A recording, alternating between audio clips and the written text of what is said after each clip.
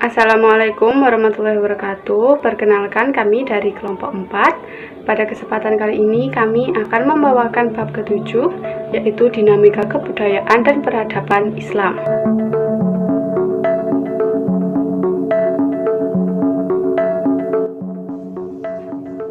Salam semuanya, Haya hadir di sini untuk melanjutkan pembahasan tentang peradaban Islam. Perkenalkan, nama saya Raffi Andika Prasetya, absen 17, kelompok 4. Perkenalkan, nama saya Setio Wahyu Dikdo, nomor absen 24, kelompok 4. Perkenalkan, saya Sylvia Wulandari, absen 27 dari kelompok 4. Perkenalkan, nama saya Zulfida Devianti Kusmawardani, absen 40. Dalam bab ini terdapat 4 materi utama, yakni yang pertama, perspektif ilmu di dalam Islam, yang kedua, peradaban Islam di masa silam, yang ketiga, kemajuan iptek sebagai tantangan umat Islam, dan yang terakhir, jejak peradaban Islam di Indonesia.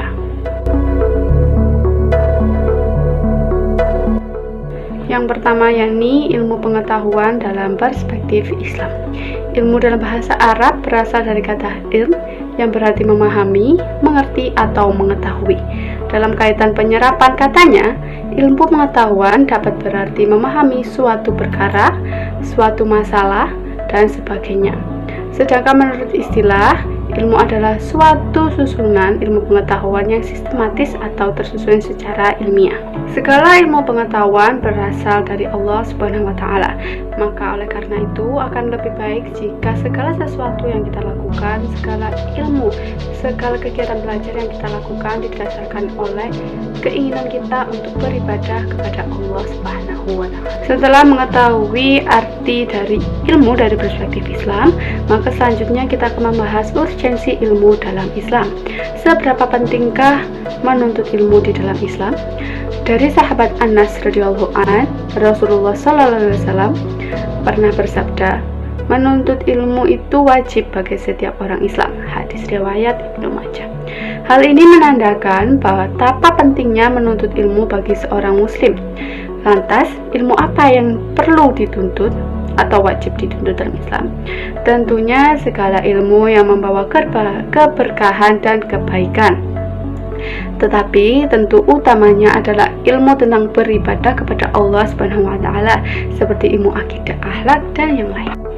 Selain itu, alasan mengapa kita harus menuntut ilmu adalah karena ilmu merupakan pembeda. Artinya, ilmu membedakan manusia dengan makhluk lainnya. Seseorang bisa beriman karena dia memiliki ilmu. Karena ilmu adalah perantara kita untuk mengenal Allah, untuk mengenal Rasul, untuk mengenal kitabnya, untuk lebih mendalami agama Islam. Selanjutnya yakni integrasi ilmu, iman, dan amal. Perlu diketahui bahwasanya ilmu, iman, dan amal merupakan suatu kesatuan yang tidak bisa dipisahkan. Manfaat suatu ilmu tidak akan sempurna apabila tidak didasari oleh adanya iman. Sesuatu yang bermanfaat itu dapat menjadi buruk atau mudarat apabila tidak didasari oleh iman. Contohnya apa? Contohnya pisau.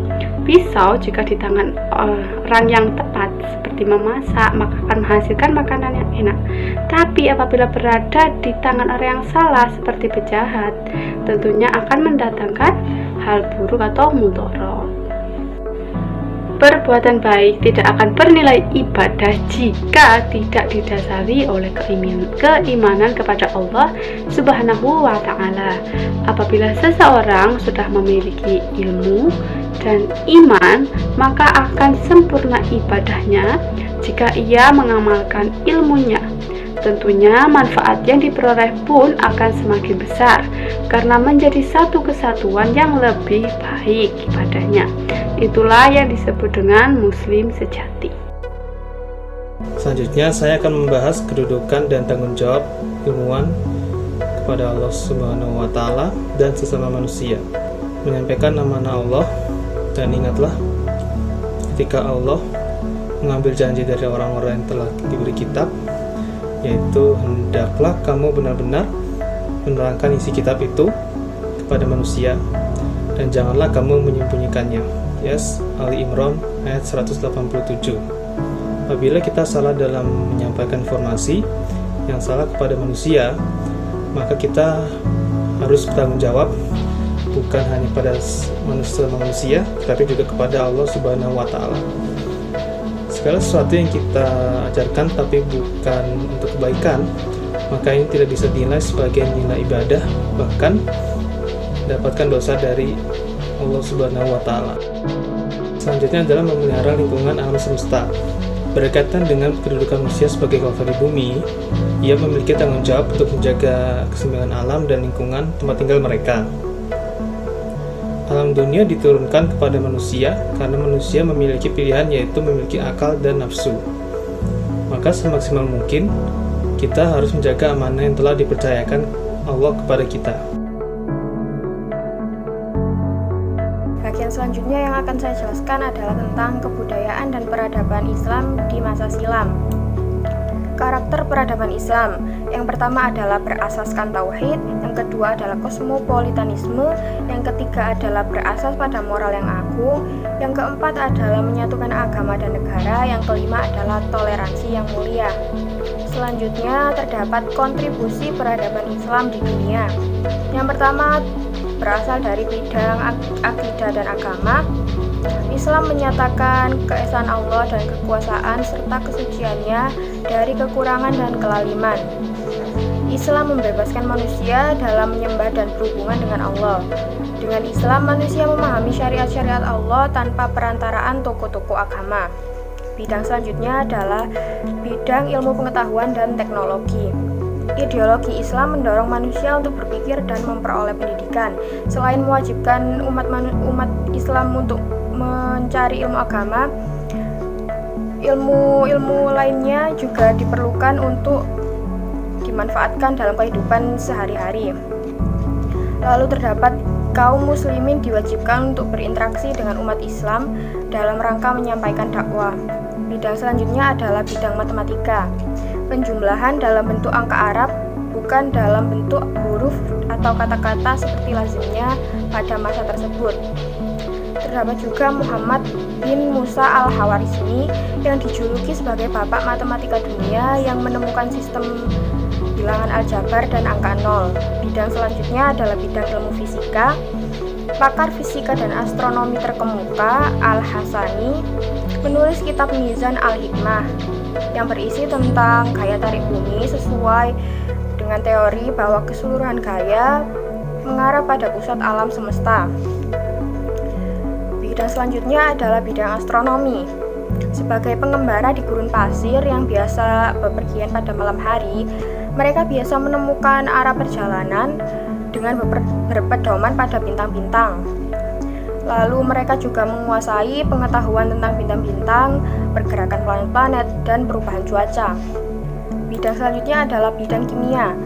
Konsep Al-Razi yang membagi zat kimia menjadi kelompok mineral, tumbuhan, dan hewan. Lalu terdapat Khalaf bin Abbas al-Zahrawi yang menulis kitab Al-Tasrif yang berisi metode-metode untuk membuat obat-obatan dengan cara sublimasi dan distilasi. Lalu terdapat juga penemuan besi dan logam oleh Jabir Ibnu Hayyan. Bidang yang terakhir adalah bidang ilmu kedokteran. Terdapat Ibnu Sina yang telah banyak menuliskan buku-buku pengetahuan, salah satunya adalah Kitab Penyembuhan dan Qonun. Lalu terdapat juga Ibnu Zuhur yang memberikan gambaran lengkap tentang operasi tenggorokan.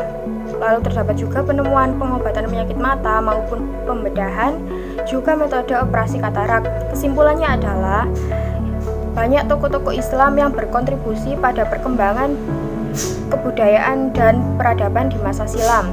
Sekian penjelasan dari saya, terima kasih.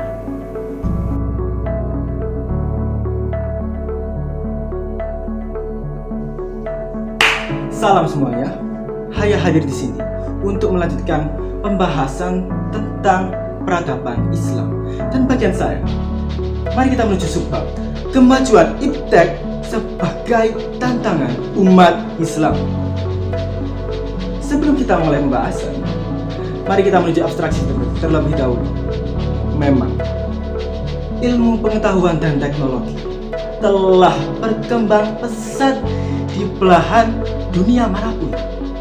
Bahkan di negara-negara berkembang seperti negara kita, iptek tak henti-hentinya maju dan berkembang. Nah, sekarang mari kita menuju ke pokok pembahasan. Ada 3 poin yang saya tekankan di sini. Yang pertama, kausa. Apa sih akibat dari kemajuan iptek ini? Yang kedua, peran iptek dalam peradaban Islam. Dan yang ketiga, poin terakhir adalah koneksi hubungan antara iptek dengan agama kita, agama Islam. Mari kita menuju ke poin pertama, yakni kausa. Nah, efek dari keberadaan kemajuan iptek ini teramat banyak, dan memang ada sisi positif maupun sisi negatif. Namun yang saya tekankan di sini adalah sisi negatif dari kemajuan iptek itu sendiri, karena pembahasan kita di sini adalah tentang tantangan, adalah kemajuan iptek sebagai tantangan umat Islam. Apa sih yang disebabkan oleh kemajuan iptek ini? Menurut apa yang saya baca, iptek mendatangkan krisis multidimensional, baik itu krisis ekologis, ekonomis, dan politik. Krisis ekologi, mari menuju ke krisis ekologis terlebih dahulu. Kemajuan iptek menyebabkan banyaknya polusi udara dan kerusakan alam. Sedangkan dalam sisi politik dan ekonomis, kita lihat banyak negara berkembang telah terjajah secara neoimperialisme oleh negara-negara maju yang memiliki kendali penuh atas kemajuan ilmu pengetahuan dan teknologi. Kita menuju ke poin kedua, yakni apa sih peran dari kemajuan iptek itu sendiri? Iptek memiliki peran yang penting. Dan yang ketiga adalah koneksi antara agama Islam dan ilmu pengetahuan serta teknologi. Nah,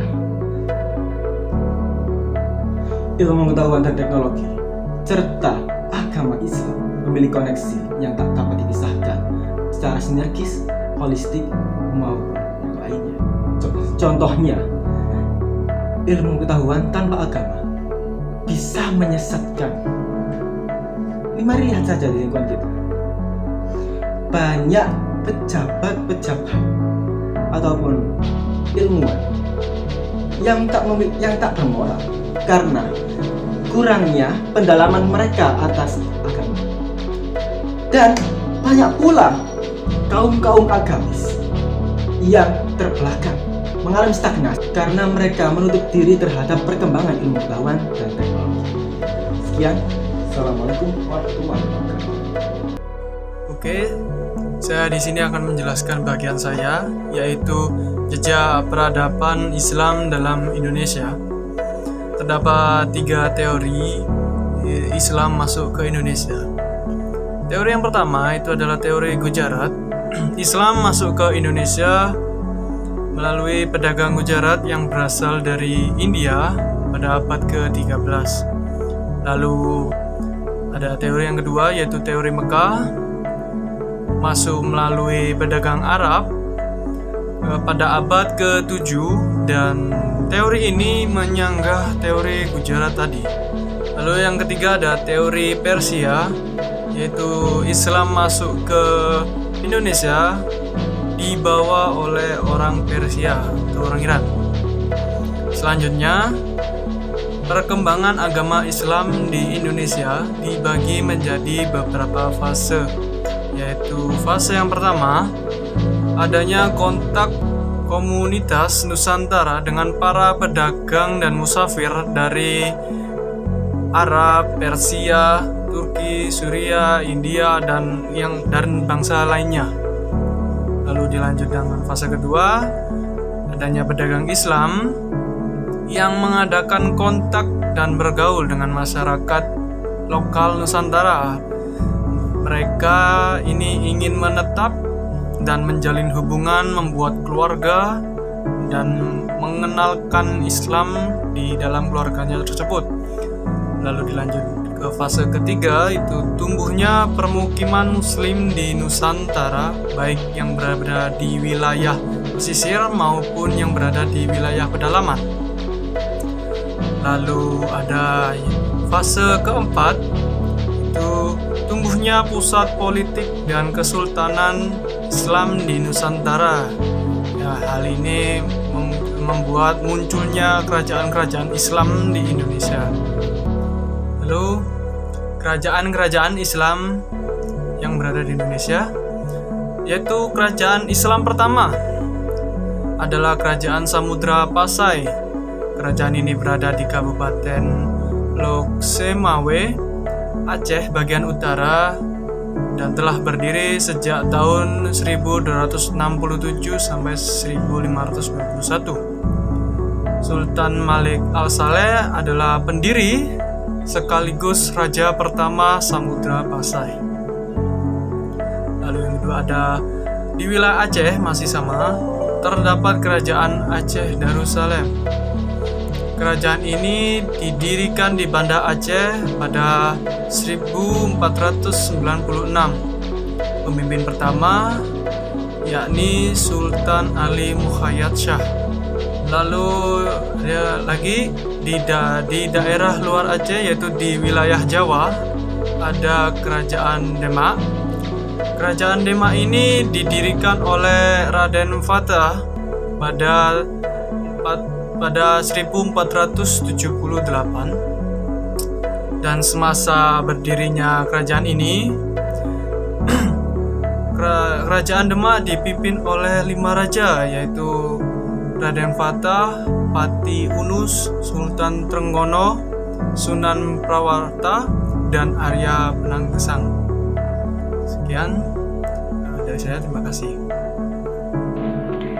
Sekian presentasi dari kelompok kami. Semoga materi yang dijelaskan bisa mudah dipahami dan semoga bisa bermanfaat.